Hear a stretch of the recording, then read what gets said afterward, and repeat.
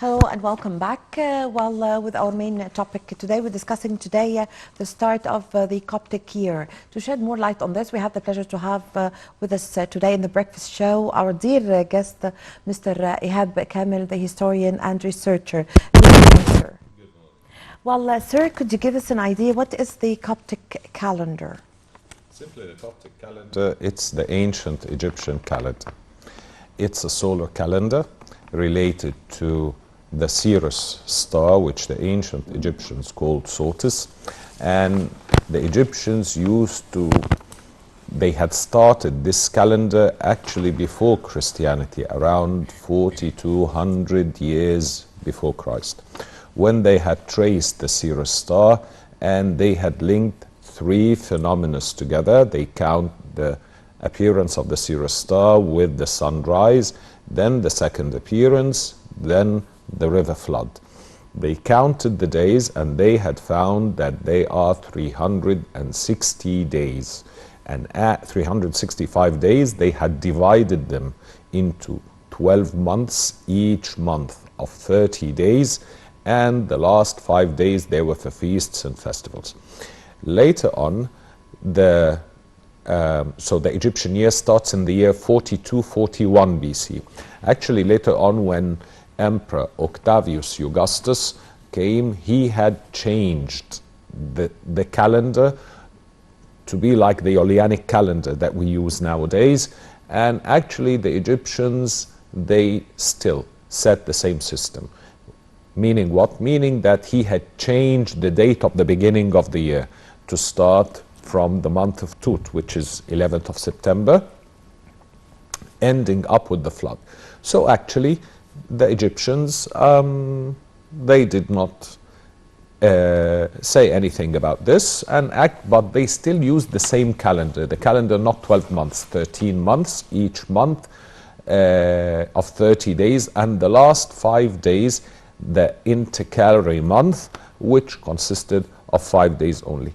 Basically, the Egyptians didn't have names for the months at the beginning, not until the Persian invasion during the time of Cambyses, and this was around the 28th dynasty, about the 7th century BC, and that's when the Egyptians had started giving names for these months, like Tot, like Hathor, like Baba, like Amshir, yes. And all of them are related. Tuba, yes. Tubai. Yes. We are in Tut. In Tut. Yes. Thoth, the god Thoth, the god of wisdom, who taught the Egyptians astronomy and agriculture, according to the ancient Egyptian mythology. The year starts at in September, the 11th of September. That's absolutely correct. But the Coptic Church, as we consider it to be the legitimate heir of the ancient Egyptian civilization, had annulled all the history before and started the same year. They started dating from the year 284 AD. And they call this calendar the calendar of the martyrs.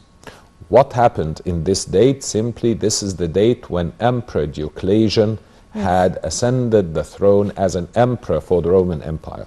And he had persecuted the Christians in Egypt especially, to the extent that he had killed almost 840,000 Christians, according to the Holy Sanksar of the Egyptian church. Yes. The church had started dating from this period, but still using the same calendar, the same system, the same months that the ancient Egyptians had used since the Persian dynasty, the 28th dynasty. For example, you have a month called Misra. Misra, it's originally Mesura, the birth of Ra, the birth of the sun, and so on.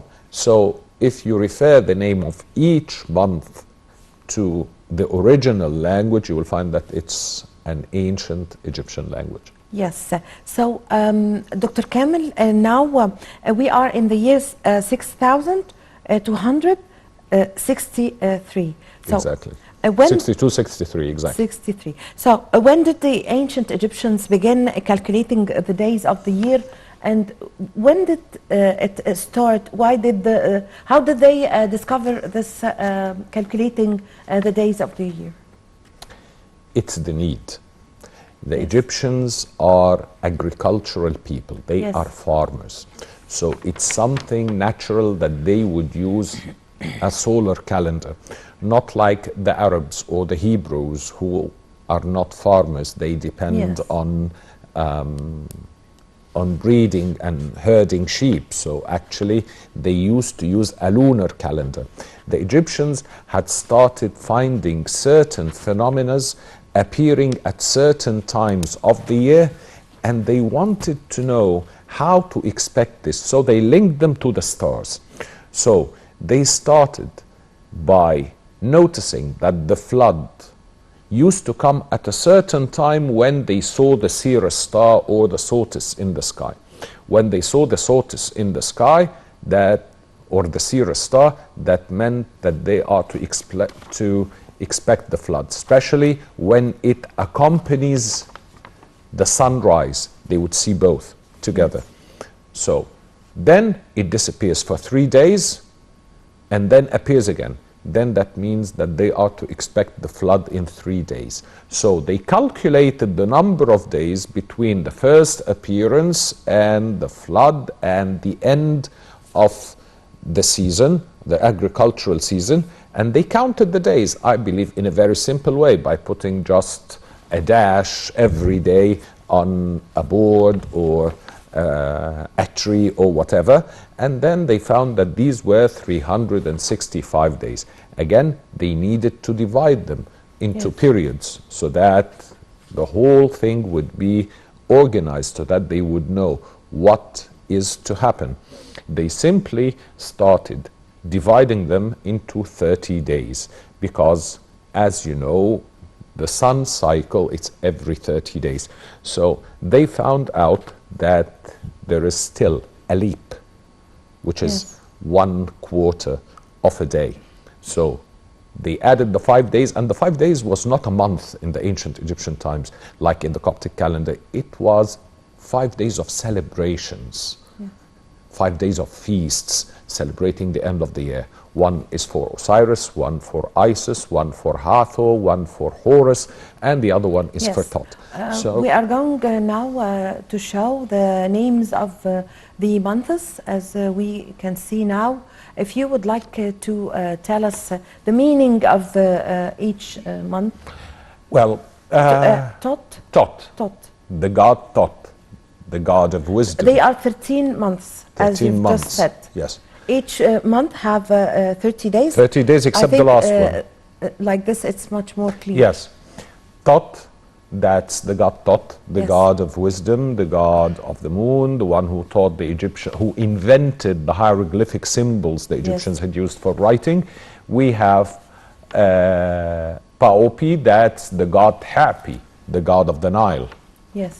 Then we have Hathor, the goddess Hathor, the goddess of love, joy, maternity in ancient Egypt, and Kiyak, that's originally Ka-Ha-Ka, which was an ancient Egyptian festival, the festival of the spirits that was celebrated at this month.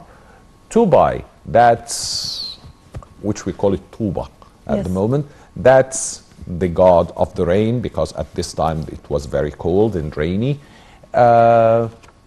Meshir, it's Mechir actually, the god of sandstorms in ancient Egypt, and because the weather are windy. The weather is windy and unstable, and sandstorms, etc. Barmahat, that's referring to one of the deities, which is the goddess Bastet. She was the goddess of fun, and she was worshipped in the eastern part of the delta. Tashans, that's originally Pa-Khunsu, referring to the god Khunsu, the god of the moon, the third member of the Theban triad, and Abib, that's one of the feasts where they celebrated the transfer of the god Amon-Ra from the east bank to the West Bank. Then we have Misra, it means Mesura, the birth of Ra, the birth of the sun god.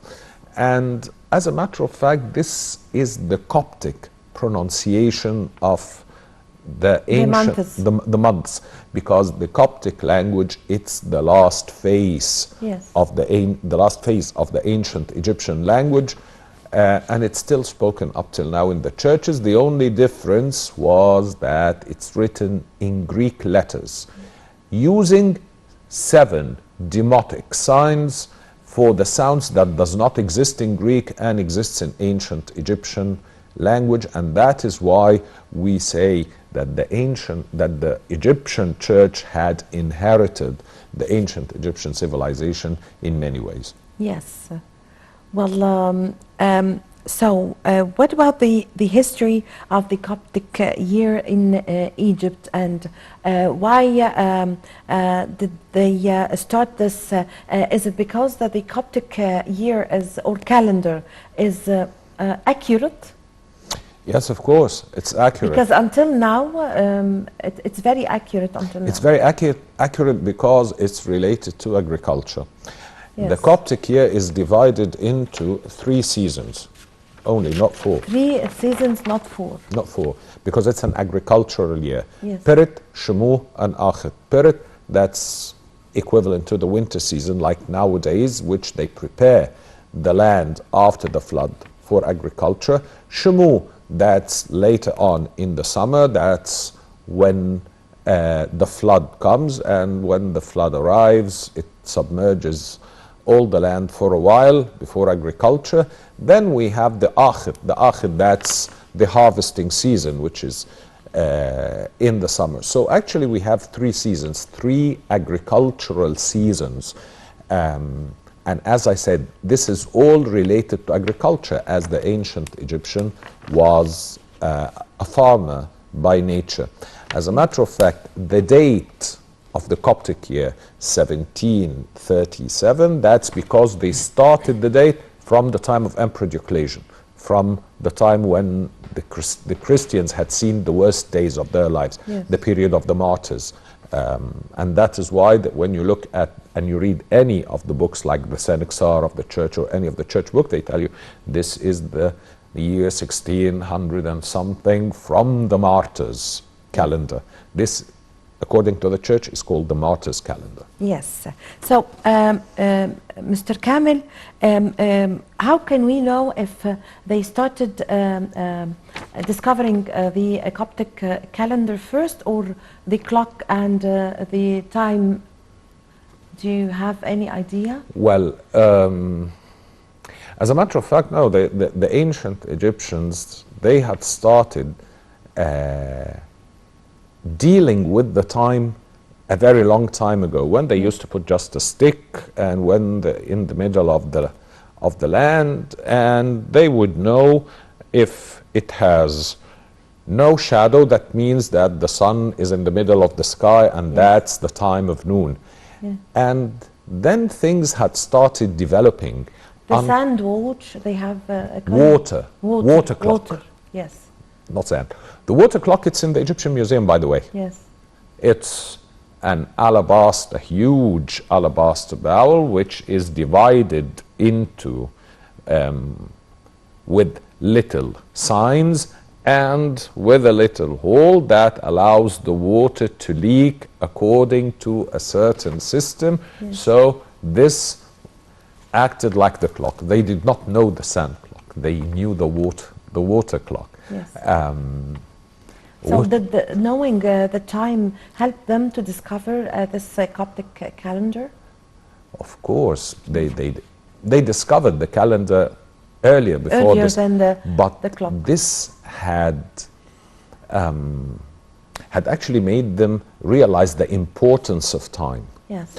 And also to adjust the calendar, because as you know, the calendar shifts.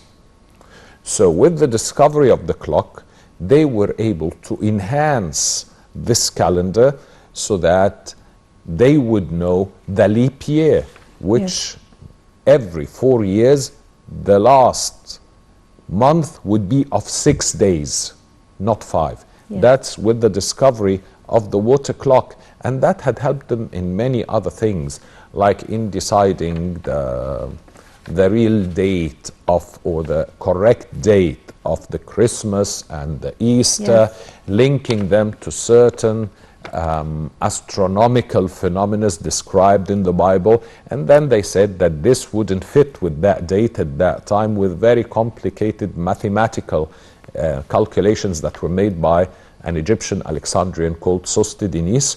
And that's why we celebrate Christmas on the 7th of January, and the Easter Sunday is different from the European Easter Sunday. Yes. So we spoke about how did ancient Egyptians benefit from the Coptic calendar in the harvest seasons. So was it an essential thing to know the calendar in order to help them in the harvest season? Of course. Yeah. Of course. Up I till mean, what was the result? the result was a perfect agricultural cycle that never fails, and they knew in which season which crops they will get. Yes. In which season they can get other products depending on agriculture, like honey, for example. They knew about this, and also up till nowadays, yes, the farmers in Egypt, they depend on this calendar. It yes, hasn't changed. Yes. Because it's actually the Egyptian civilization was depending on agriculture. Of course, all the great that's why all the great civilizations, they had flourished on the river banks. Yes, yes. Because they were basically based on agriculture. Agriculture, it's a basic need, because once you satisfy the basic need of the human being, which is the hunger, it gives him the chance to relax and sit and think. When they think, they achieve. And when they achieve, great civilizations appear. Yes. So I would like to thank you so much, Mr. Ihab Kamel, the historian and researcher. Thank you so much for your valuable information. Thank you. Thank you so much, ladies and gentlemen. This is a short break, and we are going to be back with you.